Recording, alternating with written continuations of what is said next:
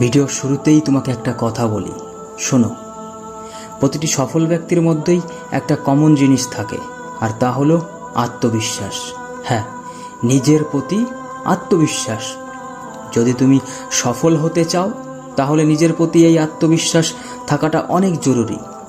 তুমি যদি নিজের থেকে বিশ্বাস করো আমি এই কাজটি পারবো না, তাহলে পৃথিবীর যত বড়ই মোটিভেটর আসুক না কেন সে কাজ তোমার দ্বারা সে কখনোই করাতে পারবে না। আর যদি তুমি নিজের প্রতি বিশ্বাস রাখো, আস্থা রাখো যে আমি পারবো, তাহলে পৃথিবীর কেউই তোমাকে সফলতা থেকে আটকাতে পারবে না।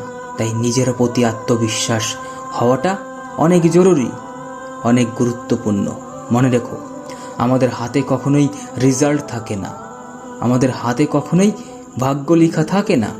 আমাদের হাতে যেটা থাকে সেটা হলো আমাদের মেহনত। হ্যাঁ, সেটা হলো আমাদের পরিশ্রম। তাই এখানে নিজের 100% দেওয়ার চেষ্টা করো, এখানে 100% দেওয়ার চেষ্টা করো। এটা মনে রেখো যে মেহনত করে, যে কঠোর পরিশ্রম করে, তাকে উপরওয়ালা কখনোই হতাশ করে না, তাকে কখনো নিরাশ করে না।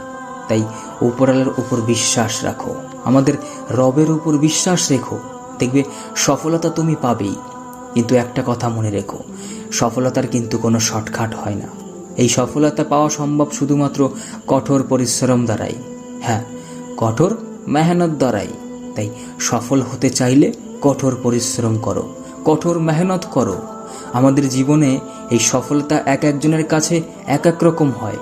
মধ্যবিত্ত পরিবারের সন্তানদের কাছে একটা সরকারি চাকরি পাওয়া মানেই সফলতা, একটা ভালো গাড়ি কেনা মানেই সফলতা, আবার হতে পারে একটা ভালো বাড়ি করা মানেও সফলতা। এই সফলতা আমাদের প্রত্যেকের জীবনেই ভিন্ন প্রকৃতির হয়। আবার অনেকেই আছে এই সফলতাকে এতটা সহজ বানায় না, আর এটাই প্রয়োজন। হ্যাঁ, সফলতা এত সহজ কেন হবে? যে কাজে অধিক বিফলতার পর সফলতা পাওয়া যায় সেই কাজেই তো আনন্দটা অনেক বেশি। সফলতা যত কঠিন হবে আনন্দের স্বাদ ততটাই মধুর হবে। মনে রেখো, তুমি কিন্তু দুর্বল নয়, তুমি কিন্তু অনেক মজবুত। তাই তোমার সফলতাও অনেক কঠিন হওয়া দরকার।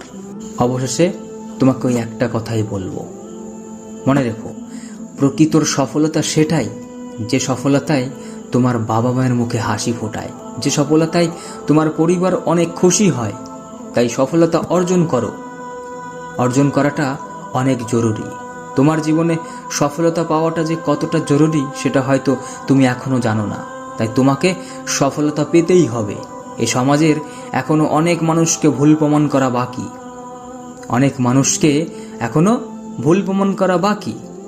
যদি তুমি রাজা হতে চাও তাহলে তোমাকে তো গোলামের মতো মেহনত করতেই হবে।